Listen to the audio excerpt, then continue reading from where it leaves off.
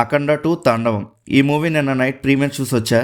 Movie చూసాక నాకైతే ఈ మూవీ కన్నా జై జానకి నాయక వినయ విధేయరామే నాకు చాలా బెటర్ అనిపించింది అఖండ 2 కన్నా. ఎందుకనేది డీటెయిల్ రివ్యూలో మాట్లాడుకుందాం. ఇంకా స్టోరీ గురించి మాట్లాడుకుంటే, 2 దేశాలు కలిసి మన ఇండియాలో హిందూ వాళ్ళకి దేవుడి మీద ఉన్న నమ్మకం పోగొట్టాలని చెప్పి మహాకుంభమేళ వాటర్లో ఒక వైరస్ని కలిపితే జనాలు చచ్చిపోతారు, దేవుడి మీద ఉన్న నమ్మకం పోతుంది, సో ఇండియా వీక్ అయిపోద్దని అనుకుంటారు. సో అలానే వైరస్ అనేది వాటర్లో కలుపుతారు. ఇక లాస్ట్కి వీళ్ళు అనుకున్నది అయ్యిందా లేదా అనేది మూవీ స్టోరీ.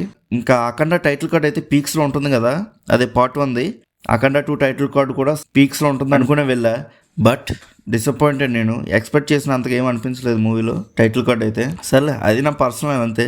అది వదిలేస్తే ఇంకా మూవీ అయితే ఫస్ట్ బాగానే స్టార్ట్ అయినా మూవీ వెళ్తున్న కొద్దీ స్లో అయిపోతూ ఉంటుంది.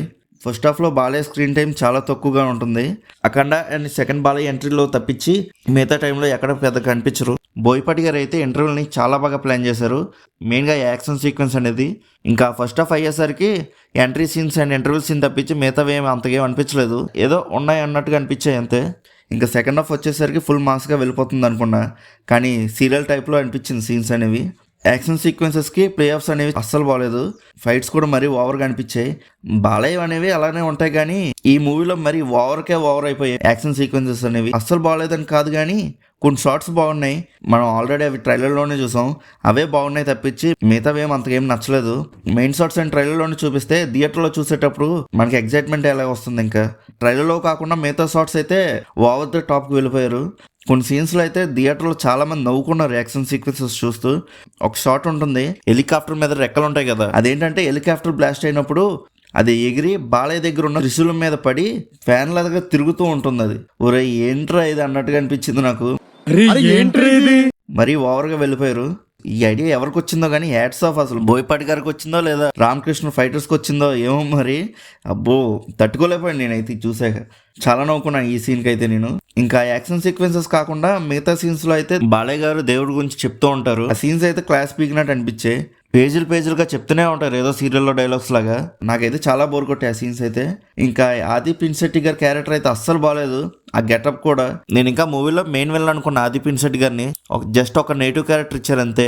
మెయిన్ విలన్ కింద చైనా క్యారెక్టర్ని ఏమన్నా పెట్టారు మరి. ఇంకా సంయుక్తమైన క్యారెక్టర్ అయితే కేవలం జాజికాయ సాంగ్ కోసం తీసుకొచ్చినట్టే ఉంది, బట్ సాంగ్ అనేది చాలా బాగుంది స్క్రీన్ మీద. ఇంకా సాంగ్స్ అండ్ బీజిఎమ్స్ గురించి మాట్లాడుకుంటే, మూవీలో బీజిఎమ్స్ పెద్దగా ఏం అనిపించలేదు నాకు. లౌడ్గా ఉంటే సరిపోద్ది అనుకున్నట్టున్నారు. అఖండ 1లో అయితే తమ గాడ్ మూడ్లోకి వెళ్ళి కొట్టినట్టు ఉంటాయి బీజిఎమ్స్ అనేవి. ఈ మూవీలో అయితే నాకేం అనిపించలేదు. బీజిఎమ్స్ గురించి అయితే చాలా డిసప్పాయింటెడ్ నేనైతే. ఈ మూవీ ఏదో నార్త్ వాల్ కోసం తీసినట్టుగా అనిపించింది, ఎందుకంటే ఈ మధ్య దేవుడి కాన్సెప్ట్తో వచ్చే మూవీస్ అన్ని హిట్ చేస్తున్నారు కదా వాళ్ళు. సేమ్ అదే టైప్లో ఈ మూవీ కూడా తీసినట్టుగా అనిపించింది. మీరు ఇలా అనొచ్చు, బోయపాటి సినిమాలకి లాజిక్లో ఎదుగుతున్నాం ఏంటి బ్రో అని. కరెక్టే, కానీ ఈ మూవీలో మరీ ఎక్స్ట్రీమ్గా వెళ్ళిపోయారు. ఇన్ఫ్యాక్ట్ నాకు స్కంద అంటే నాకు చాలా బాగా ఇష్టం, ఎందుకంటే ఆ మూవీలో కరెక్ట్ ఒక బోయపాటి మాస్ సినిమా టైప్లోనే ఉంటుంది ఆ మూవీ కూడా. ఇదైతే మరీ ఓవర్ ద టాప్కి వెళ్ళిపోయారు, అస్సలు నచ్చలేదు నాకు. ఇంకా ఎప్పటి నుంచి అయినా స్క్రీన్ ప్లే అనేది కొద్దిగా చేంజ్ చేస్తే బెటర్ అనిపిస్తుంది. ఇంకెంతకాలం అని ఇలాగా సేమ్ కొట్టుడు చూస్తూ ఉంటాం. ఫ్యాన్స్కి అయితే నచ్చచ్చేమో ఈ మూవీ, నాకైతే పెద్దగా అనిపించలేదు. ఒకవేళ మీలో కూడా ఎవరైనా ఈ మూవీ చూస్తుంటే మీకు ఎలా అనిపించిందో కింద ఉన్న కామెంట్ సెక్షన్లో చెప్పండి, నేను కూడా చూస్తాను మీకు ఎలా అనిపించిందో.